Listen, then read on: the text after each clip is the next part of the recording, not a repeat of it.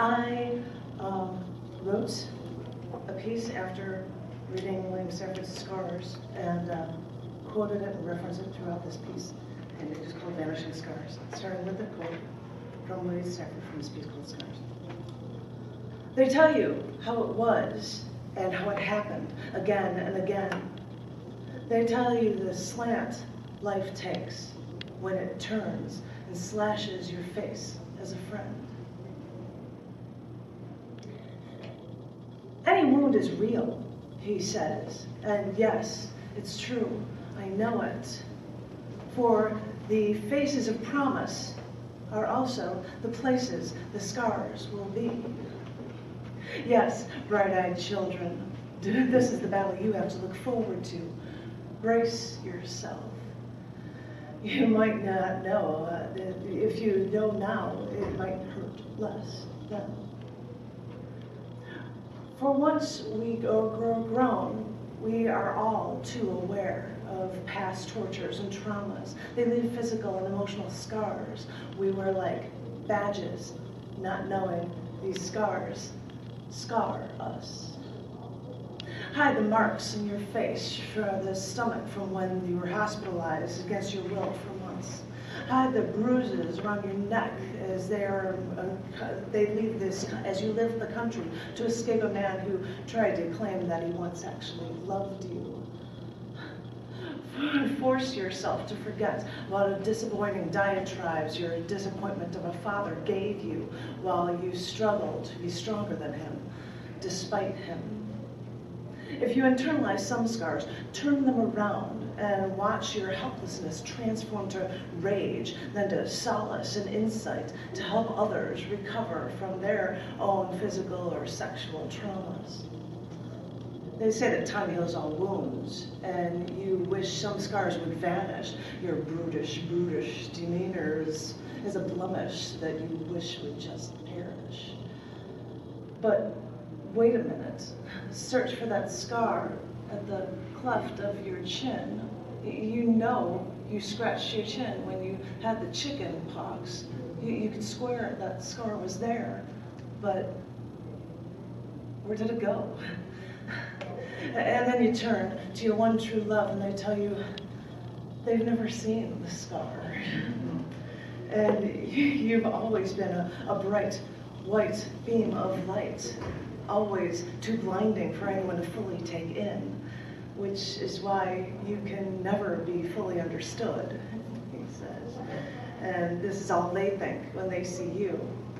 And all you can say is, I love you. And maybe that is the treatment for the traumas and the scars too hard to handle. Any wound is real for scars too hard to handle. And any wound is real as long as you give it the power to take over your soul and fester into a fiendish demon. So just remember that despite those vanishing scars that are now too taxing to tally, well, despite those battle scars, you are a blinding light that no one, thankfully, will ever truly understand.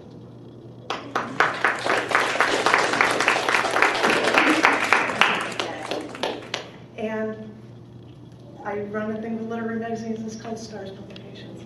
And I'm not going to read you the piece that it's based on, but years later I did a piece called Scars, 1997. I guess you'll know when it was written. And it is in its performance art collection book, chapter 38. Volume 2. Sorry, I had to read it, which I was fine, which one it was. This, because I had the Scars piece. This is called Scars, 1997. I wear my scars like badges. The deep marks showed through from under my skin like war paint on an Apache chief, decorated with feathers, the skins of their prey. I have a scar on my left knee. It was when I fell from about with poison ivy after a climb in the mountainside. This 4-inch long slice curves around my leg, almost perfectly defining the muscles in my thigh. I have a scar on my right shin. I slipped on a patch of rocks and cut up the lower half of my leg and filled it with gravel and dirt. Joe poured hydrogen peroxide on my leg and wrapped it up with paper towels because the cuts were too widespread. So an hour later, I actually got onto a plane to go home, and I can tend to my wounds later in more detail, tend to my wounds in depth. Now all that's left is a 2-inch line down the side of my leg. Although it wasn't a very deep cut, it looks like it just cut to the bone. I have a circular scar on my left calf from getting off a motorcycle and sliding my leg over the scalding hot exhaust pipe. And even as though it's been 7 years since I gained that scar, with each year it fades away just a little. I can still see it, but the memory is slowly slipping away. My cat scratched me on my wrist once when we had to give her medication. Cats don't like taking medication or having pills or anything, or ointment dabbed on or liquid poured over their wounds. So when giving her pills, we grab her paws, throw her head and pull it back by the nape of her neck and pry her jaws open and just let the pill fall back. And once that bone, she'd be forced to swallow it, but sometimes she would move too much and that paw would slip out of our grasp. And now, over the bone on my left wrist, a long, thin scar stares at me defiantly.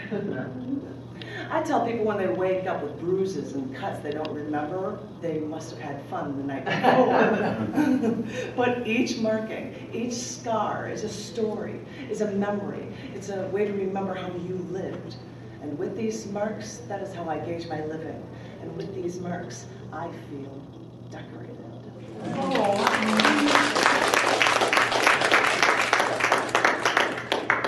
I made a resolution this year to write a poem every day. I haven't written one today yet, but I'm going to be reading new pieces for you. And because I happen to be wearing a men's hat that a male poet gave to me years ago, and I'm wearing John's shirt, and I'm wearing John's jeans, I figured this poem would be perfect, and it's called Metamorphosis. Play me some Erasure dance music. Play me some KMFDM industrial music. Play me some Mozart classical. Play me my life story, whatever that may be. I dyed my dark brown hair yellow blonde for years. At other times I dyed darker or relish in red highlights.